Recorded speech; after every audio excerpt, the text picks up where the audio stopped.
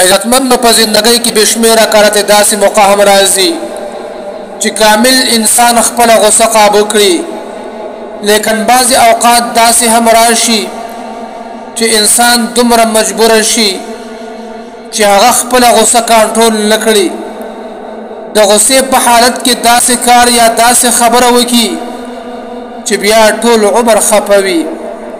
همدغه وخت د دې لپاره خطرناک ثابت شي. سوال دا پیدا کیږي چې انسان له غصه ولې راځي.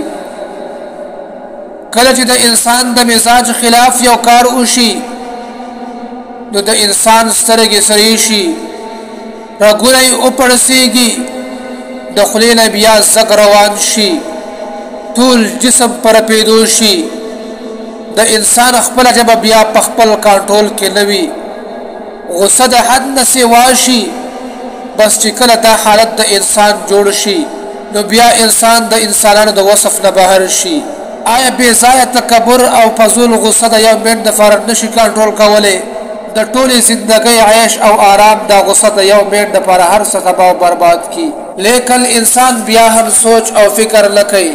که دغه وخت کې انسان لږ سوچ او فکر وکړي چې آیا د یو منټ دپاره زه د خپله غصه کنټرول کړم نو زمانه به الله جل شانه خوشحاله شي.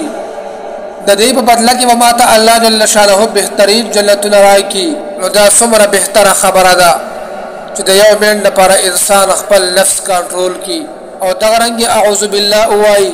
الله جل شانه دې موږ د بې ځایه ځای د غصې نه وساتي او الله جل شانه دې په موږ باندې خپل رحم او کرم وکړي.